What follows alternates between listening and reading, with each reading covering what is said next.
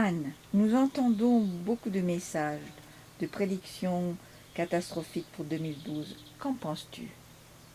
Alors c'est vrai que depuis un certain temps, et plus 2012 se rapproche, et plus on entend, on a des messages, on reçoit des nouvelles qui sont absolument catastrophiques et qui prévoient que 10% de la population vont rester. En ce qui me concerne et en ce qui concerne les êtres de l'espace que j'ai pu rencontrer, euh, pour nous, l'échéance est vraiment quelque chose d'extrêmement positif. Je ne dis pas que nous ne passions pas, que la Terre ne passe pas par des moments difficiles, parce que n'importe quel changement demande des moments difficiles, c'est-à-dire des bouleversements. Mais qu'en 2012, il y ait un événement particulièrement catastrophique ou que la Terre disparaisse, ça, je ne pense pas. La Terre n'est pas faite pour disparaître.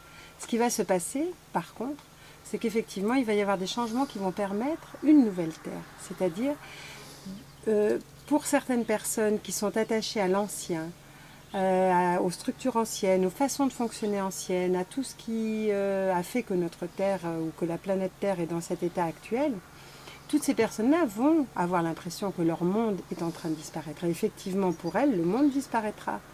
Mais c'est simplement l'arrêt d'un monde pour l'émergence d'un nouveau monde.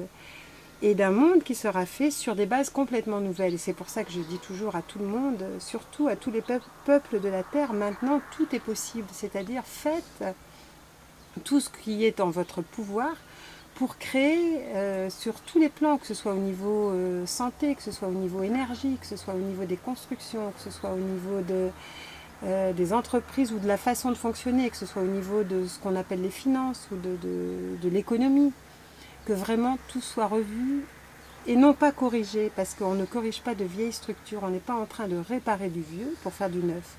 On est en train de vraiment être des créateurs.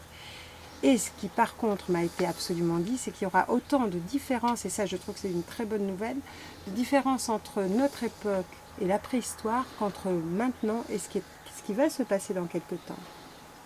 Et ça je trouve que c'est très enthousiasmant parce que ça veut dire qu'au bout du tunnel il y a une lumière extraordinaire et que vraiment on est en train de passer vers une terre qui va nous permettre de vivre d'une façon beaucoup plus belle en fait, donc vers quelque chose de beaucoup plus beau.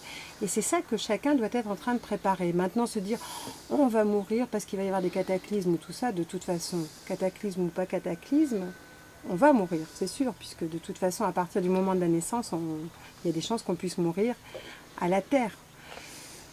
Peut-être pas. Bon, il y a des personnes qui pensent être enlevées par des extraterrestres qui vont leur éviter toutes les catastrophes. Il n'y a aucune raison. Aucun des extraterrestres que j'ai rencontrés ne m'a dit que nous allions être enlevés ou que les habitants de la Terre allaient être enlevés.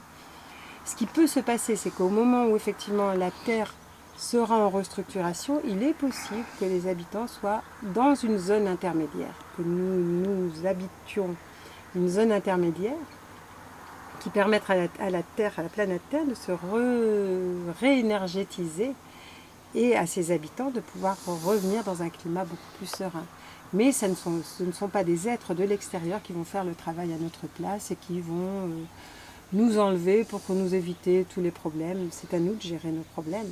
Et il y a beaucoup de choses qui peuvent encore être évitées. D'ailleurs, dans les grandes prédictions antérieures, beaucoup de choses ont déjà été évitées parce qu'il y a des prises de conscience importantes qui se font. Et donc on a encore cette possibilité.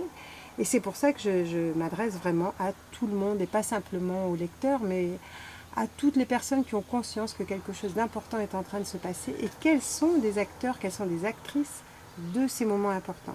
Et que dans ces moments-là, elles ont toutes les possibilités pour en faire quelque chose de beau et que ce que l'on peut croire comme catastrophe puisse être en tout cas amoindri. Je ne dis pas arrêté, mais au moins amoindri. Anne, avec tout ce que tu fais, considères-tu avoir une mission sur Terre? Une mission, bon, je trouve que c'est un grand mot, mais ce qui s'est passé, c'est qu'en 71, quand j'ai rencontré, après une expérience hors du corps, l'être qui m'a servi de guide et qui me sert toujours de guide, l'être bleu, il m'a demandé si j'étais toujours d'accord pour le projet ou l'accord, disons, que nous avions pris ensemble, c'est-à-dire de pouvoir rapporter ce que je voyais dans les mondes subtils et les contacts que je pouvais avoir avec d'autres planètes, d'autres plans. Enfin, à l'époque, c'était surtout avec d'autres plans parce que d'autres planètes, ça n'était pas encore, ça ne faisait pas encore partie de ce que je devais raconter ou de ce que je pouvais raconter surtout.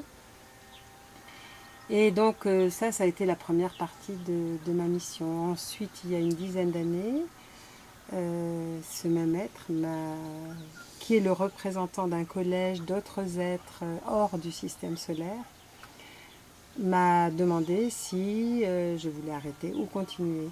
Et à ce moment-là, quand j'ai pris l'engagement de continuer, eh bien, disons que d'autres projets m'ont été proposés, notamment ce lien avec les êtres de l'espace et puis des sujets aussi, d'autres sujets que je traite à travers mes ouvrages et à travers les conférences, à travers les stages, à travers les séminaires et les soins, et d'amener aussi de développer aussi sur Terre des soins qui sont pratiqués sur d'autres planètes, comme les soins qu'on appelle actuellement soins esséniens.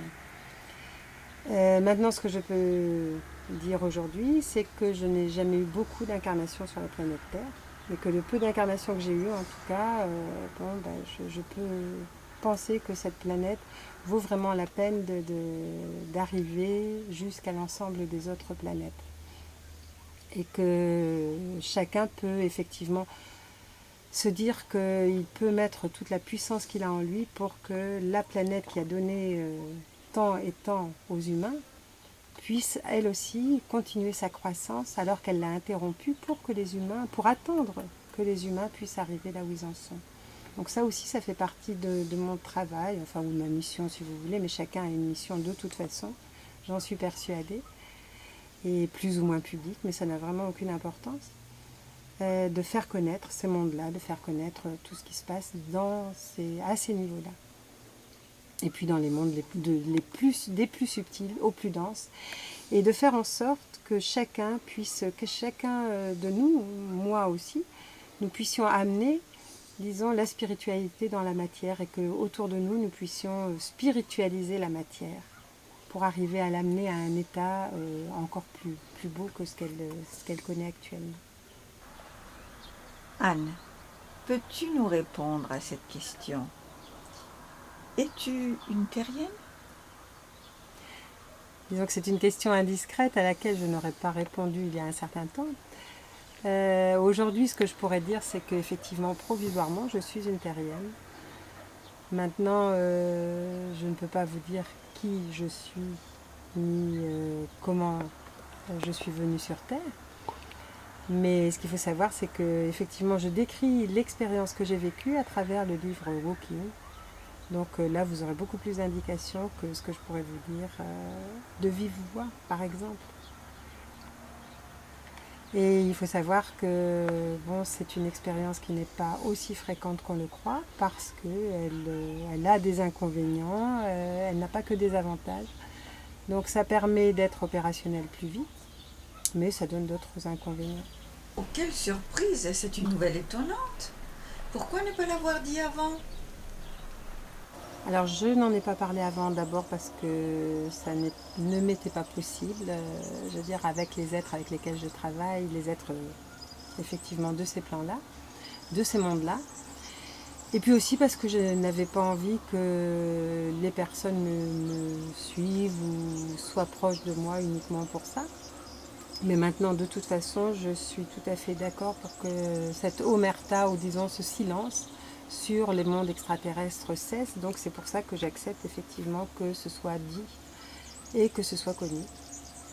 Pour dire qu'effectivement il y a beaucoup d'autres choses et c'est pour ça aussi que je serais heureuse que d'autres personnes se présentent, pas forcément au Walking, ou je veux dire, mais que d'autres personnes se présentent, viennent, enfin avec plusieurs personnes et avec nos éditeurs espagnols, nous allons faire un congrès qui aura lieu à Madrid en 2010, au printemps. Et j'espère qu'effectivement, on aura beaucoup de personnes qui n'auront plus peur de ce type de contact. Et qui auront peut-être aussi leur contribution à apporter. De toute façon, faites-vous connaître. Et pour moi, ça sera beau de savoir que des êtres de la Terre et d'ailleurs collaborent main dans la main